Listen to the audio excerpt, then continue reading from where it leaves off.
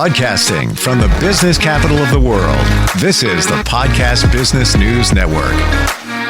We sent her on a mission, another part of the country, to find out what is trending in the world of interior design, what furniture, what electronics, all of that. Well, we didn't send her. She was going anyway, but she's back. And we're going to talk about this thing called Market, which happened in the past week and change down in North Carolina. A lot of revelations. I find it interesting. We've talked a little bit off air here, and I'm like, whoa, that's pretty cool. It gives you the vision of what you could be doing in your living space. And then we're also going to talk about the custom process that she utilizes to give you livable luxury. That's the name of her business, and she is Nicole Fisher. She's back with us. How's it going? I'm doing great. How are you? Very well. So when we last got together, we were leading up to this thing called Market. Yeah. Would I be right in saying it's like Fashion Week in the fashion world, and this is, to the interior design world, that's what Market is? Absolutely. I love calling it Fashion Week for furniture. That's exactly what it is. It's everyone coming from all over the place, showcasing the latest and greatest and putting out their new stuff to the world.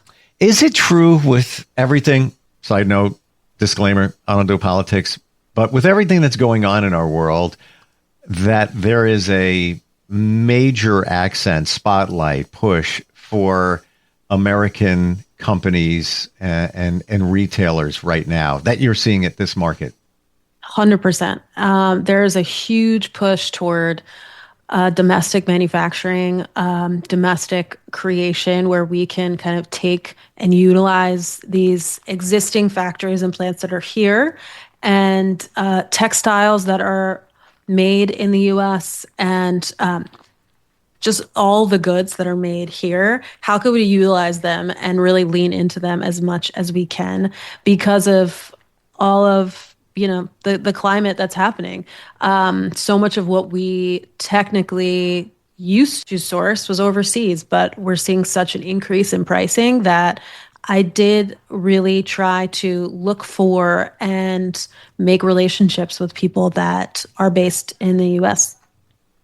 First thing I think of, unfortunately, is cost. Now, when we start talking about U.S. goods, my brain right away, cha-ching, raising it up there.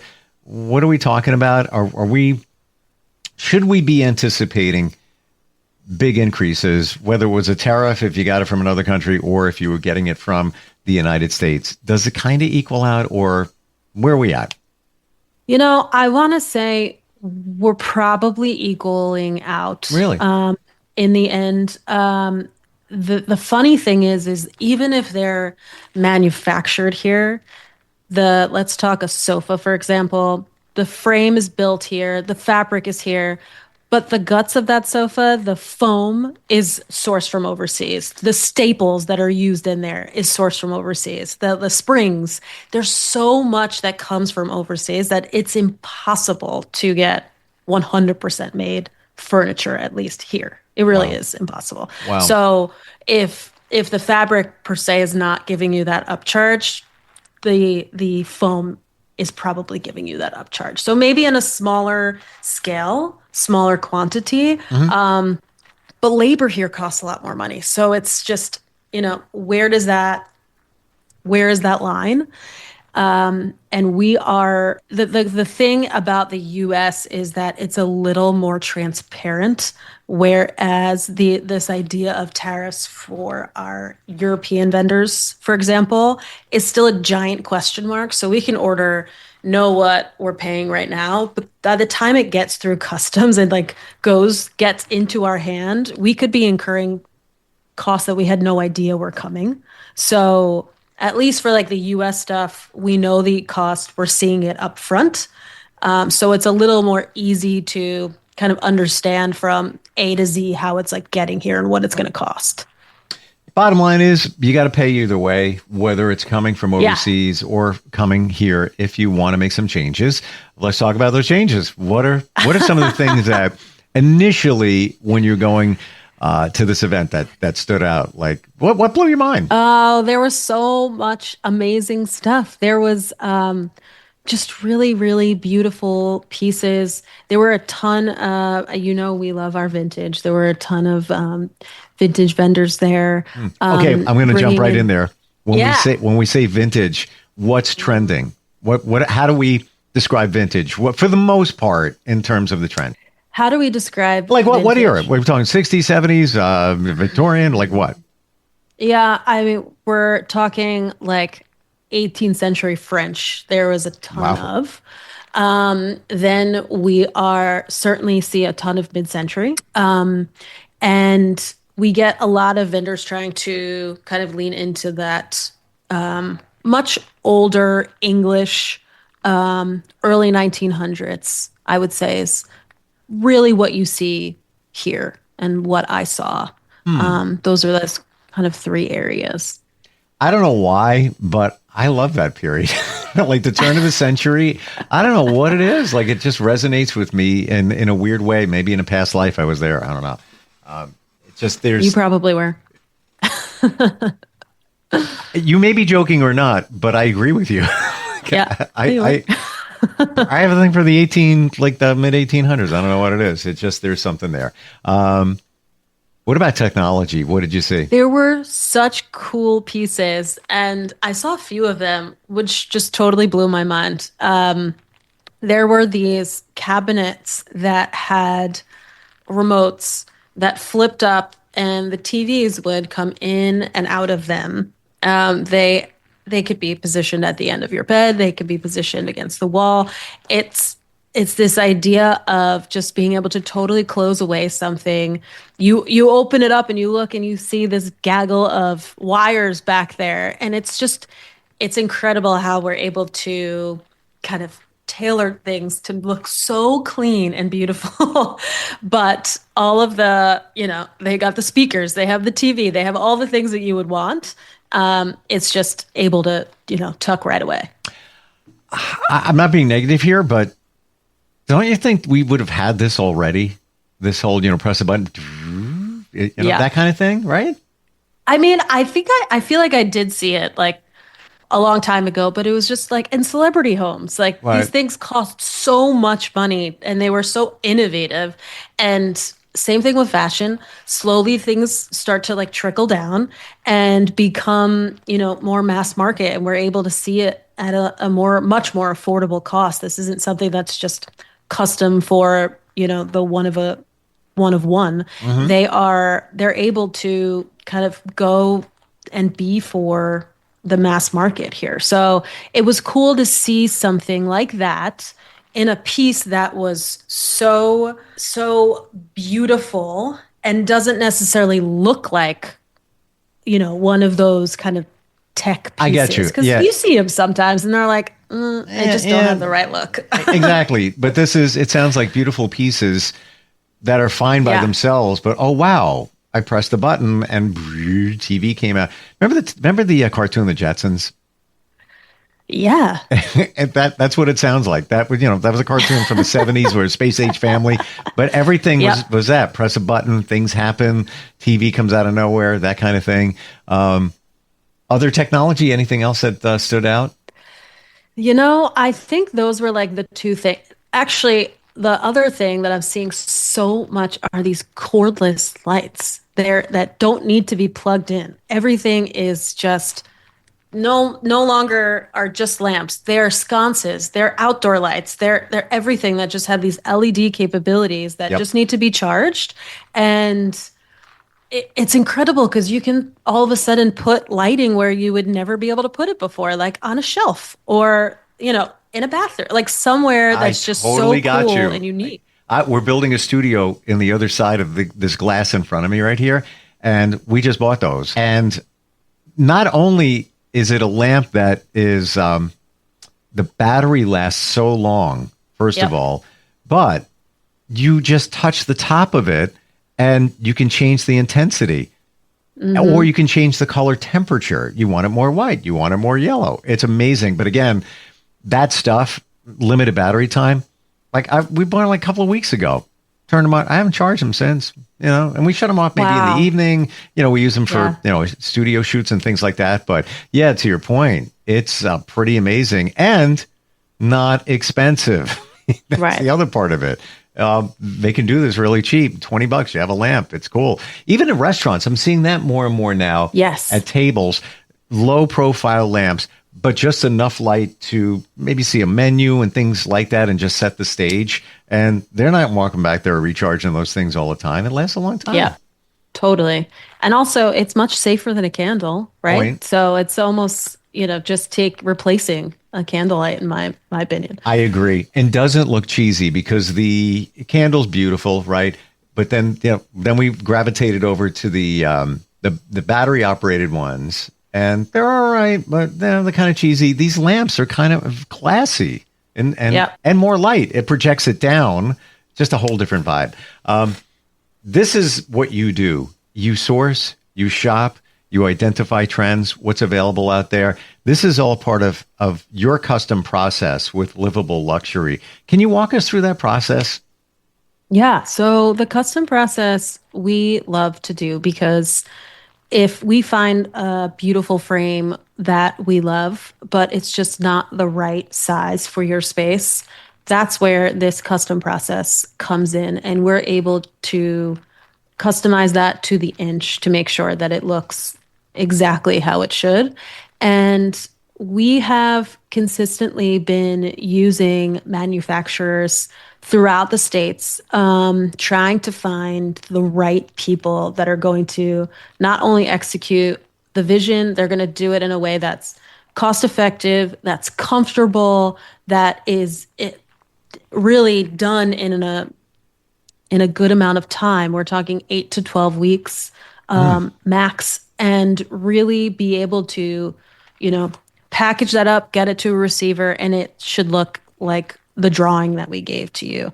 That has been a very challenging part of, what we do, because we have such high standards and we have clients that have very high standards. So the cool thing about this being at market this week was I actually met a new person, and I was able to sit in all of their beautiful stuff, know it's comfortable. They told me how long it was going to take. They were down to 8 weeks and could basically customize anything we need. So I just love making these kind of relationships, because so much of what we do has to go from drawing to execution.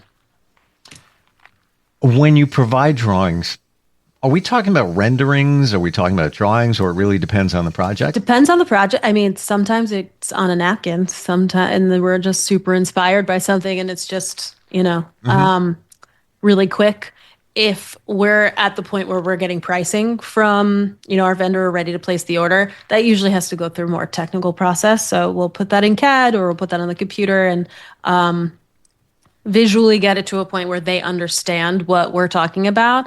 But we do have them kind of create their own technical drawings, because they need to make sure that from a construction standpoint, it's sound, it makes sense. It's, they're taking into account the build of that. I'm taking into what it looks like. So, we each have our role, but the technical part is extremely important there. You love that, don't you? Oh, coming up. I love what?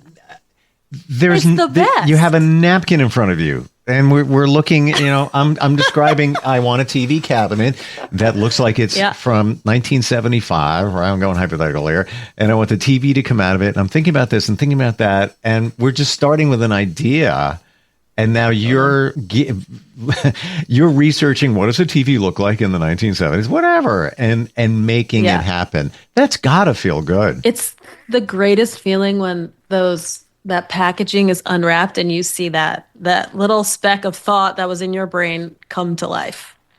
It's it's the best feeling. I can't imagine. Like it's, having a piece of clay and being able to sculpt it, if you're that talented, to come up with something, and then that's good enough. But then to make somebody else happy with that and potentially make their day, make their year, they're going to see it every single day, knowing you have that in mind. And it started from just a thought and a pen on a napkin. Like, whoa, like super cool. Yeah. Do you have different vendors you work with? Yes, we have vendors based on what they're really good at executing. So some people will go for beds, some people will go for sofas, chairs, etc. So really depends on what we're trying to do. How about an example? Maybe something that somebody described to you and then you made it happen. Anything stand out for you? So we have a project that we just finished in Westchester County, and the client had a very skinny, long living room. So the idea that we came up with was to have these multiple seating areas and zones. And to do that was to create this center sofa that faced front, back, and side. So the way that it sat, you could kind of use it in 3 different areas. So that was kind of just a drawing. Wow. I don't want to interrupt, but I'm going to jump in here. I'm visualizing the sofa front and back. So is there a back on it that's changes, or there is no back on the sofa? Just getting there's a mutual back. So there's one back that sits one way and then also sits the other way. So what we're saying is, let's say you have the sofa. I would think the back would be in the middle, so it can be. Oh, okay, gotcha. Cool. Yep. Mm-hmm. Wow. Wow. Not only that, it had 2 different fabrics that had to work on the back and the seat. And then to top that off, it had to be wildly comfortable for not only entertaining, but also movie watching, because one of those sides was facing the television. Whoa. All right. Yeah. So you had the side that's facing the television, that was there more comfort in that direction? There was more comfort in that direction. Boy, this got complicated in a good way. It got really complicated. Like I never expected. This sofa was like giving me night sweats. I could not think straight when they were making it. And this is one of our custom vendors that are amazing, but they do a ton of hospitality. So they do a lot of hotels. So they're used to making things that are going to last, not necessarily things that you're going to use every day. So, finding that balance on the fill and how it should sit, not for hotel guests, but like somebody actually living there, was challenging. But we certainly got there in the end. We had so many Zoom calls about this couch and executing it, getting it inside, how it was going to fit and work. But let me tell you, when they unwrapped that I think I shed a tear on that one. Wow, I get you. And that is, talk about unique. Like, it's not just, give me a couch and I can sit either way, front or back. No, it's got to be comfortable this way. You have limited space, on and on and on and on. Yeah. Wow. I can't even imagine having that responsibility, because now weeks go by, you have your client waiting. God forbid they open up the wrapper. It's like, oh, this is now what? Yeah. It's all like back to square one. I didn't even know how you remedy that. But I guess that's why, with your experience, taking the time, making sure that you've got their vision and it's all set to go, and then you trust your vendor of what they're going to do with that. Yep.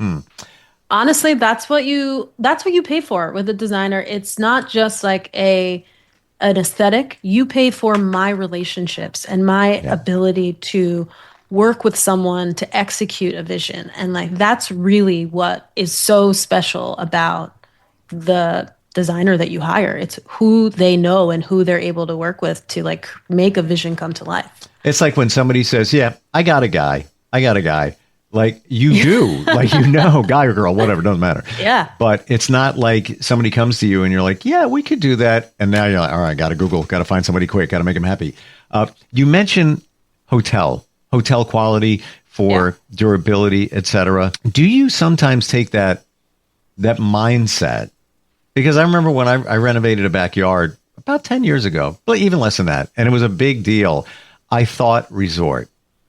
That's what I went in, manifested. I want it to feel like a resort, but also have the durability in terms of the fabrics, things I buy. Yeah, it costs a little bit more, but I knew that it was going to last. It was going to be UV safe and all of that. Do you sometimes have that mentality of the durability when you work? Oh my gosh, every time. We work, 90% of our clients are families. They have young kids, they have pets, they have people over, they drink wine. I don't like my spaces to feel like museums. They might look really fancy or look like they cost a lot of money or look like a museum, but they shouldn't feel that way. You should be able to live there and live there comfortably. Yeah. It makes a big difference in terms of the quality and fabrics. And I finally saw that when I last moved and I bought a sofa, sectional, whatever you want to call it, in a rush. I wasn't really being intentional about the fabric. It fit, it got the job done. But even now looking back 2 years in one section, and I don't even have people over that often, I'm usually out doing stuff. You can see it wearing and it isn't even used that much. So that, I know the fabric and it wasn't super expensive, but it was kind of up there. But that's because I didn't hire somebody like you. I will never do that again. All of that. It's just not worth it. Yeah. You would take a look at it. Steve, this fabric's not going to last. Come on. Well, what do I know? I don't know. Look at the price tag. It's got to be good. Look what I paid for it. It doesn't work that way. Right. Absolutely. Sometimes clients will very much be sticker shocked on some things. And I tell them you can buy it once and it is going to last you, or you can buy it 5 times over the next, 10 years. And those are, when you're working with us, you're working with our vendors, you're paying for that quality. It is so true. And I really see it in action now. I'll be buying another couch in the next year. I'm serious. I know it because I'm not liking it. And you just brought back a memory. I bought the couch before that, was a much more high quality piece and set, and it lasted like 10 years. And it wouldn't even look like it was worn like that. And I had kids bouncing all over it at that time.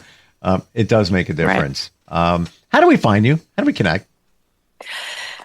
You find me on Instagram, BNR Interiors, or our website, bnrinteriors.com. And you can check out some of those projects we're talking about today on the portfolio page. You have so many great pictures, so many great projects from all over the New York metro area, from the Hamptons to where you are, Hudson and such. But you can work with anybody anywhere thanks to technology, right? If somebody wants to consult with you, pick your brain and all of that, you make it fun. I feel like I was walking next to you during your trip to market in North Carolina. I really do. I feel like I was there. Awesome. It's really cool. Thanks for taking me with you. Absolutely. I appreciate it. Thanks for being here today. Next time, got to charge your way into your trip. Yes, absolutely. All right. We'll catch up next time. Bye-bye.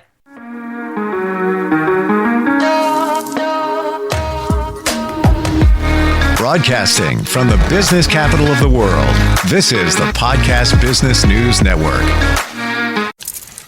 Let's go inside the mind of a 10-year-old. I should have worn those earrings today. I like those earrings. Gabby has those awesome earrings. I need to ask her where she got those, but that's just what she would want me to do. I'll have Michaela ask her for me. Buckle up, Sarah. Yeah, but then Michaela will be like, why don't you just ask her yourself? That's just like Michaela. Sarah, buckle up. Michaela's such a great name. I wish I was called Michaela. There's like a dozen Sarahs in my class. Hey, we're not hitting the road until you buckle up, honey. Oh yeah, seatbelt. I forget sometimes because my brain is like busy, I wonder if there's pizza at school today. Sometimes it can be tough to get through to your kids, but it's not impossible. Always make sure they're wearing their seatbelts, even on short drives. Remember, you have the keys, you have the power. Never give up until they buckle up. A message from the National Highway Traffic Safety Administration and the Ad Council. Visit safercar.gov/kidsbuckleup for more information.